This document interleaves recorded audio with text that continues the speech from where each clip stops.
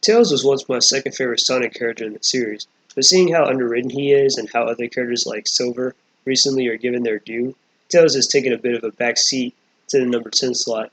It's mainly because of how Sonic Unleashed, Colors, Lost World, and Forces depict Tails as a scared little kid who depends on Sonic.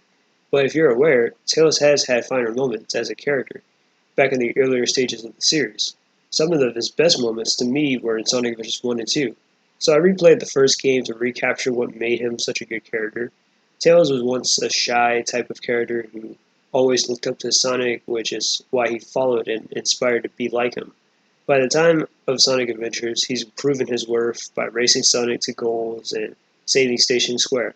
In Adventure 2, Tails solidifies he's reliable and capable of taking care of himself as he defeats Dr. Eggman, the series' antagonist.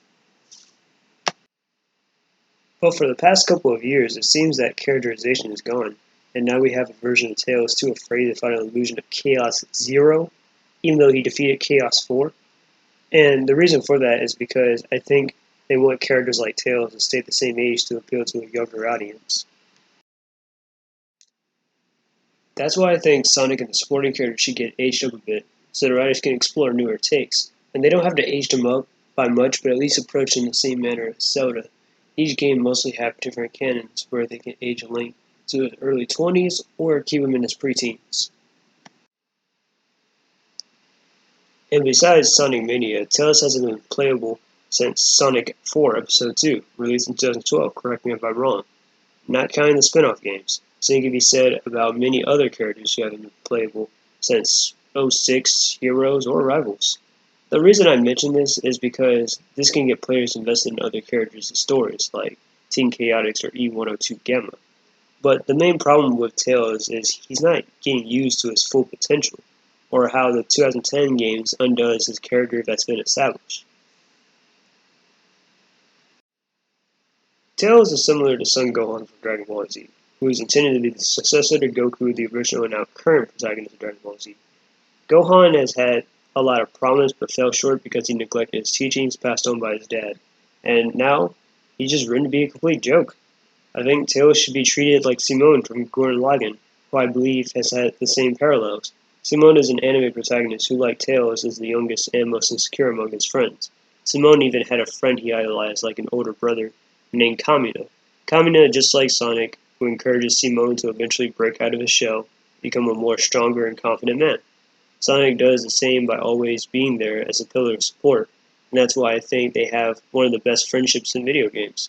However, I think they should try to make Tails a standalone character with the ability to fly, speed that rivals Sonic, and an IQ on par with Dr. Eggman, which reminds me of Rock Howard from King of Fighters, with the powers of the former protagonist, Terry Bogard, and the antagonist, Geese Howard.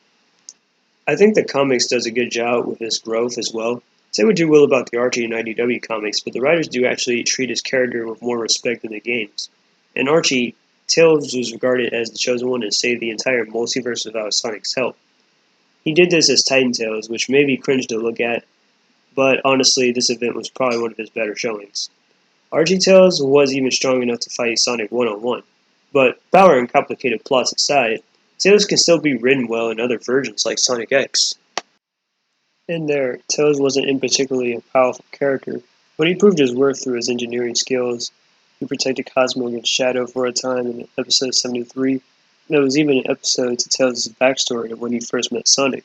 Similar to, and a lot more fleshed out than the one he had in Sonic Adventures 1. Not to mention how, in the IDW comics, how everybody comes to Tails for help.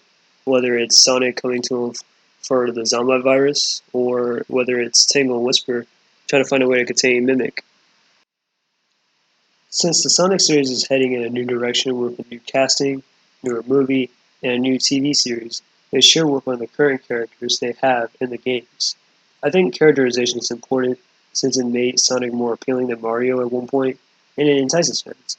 I believe Tails has some potential as a character, and a lot of fans seem to think so when they revealed the post-credits scene of the first movie and revealed the logo for the second upcoming one.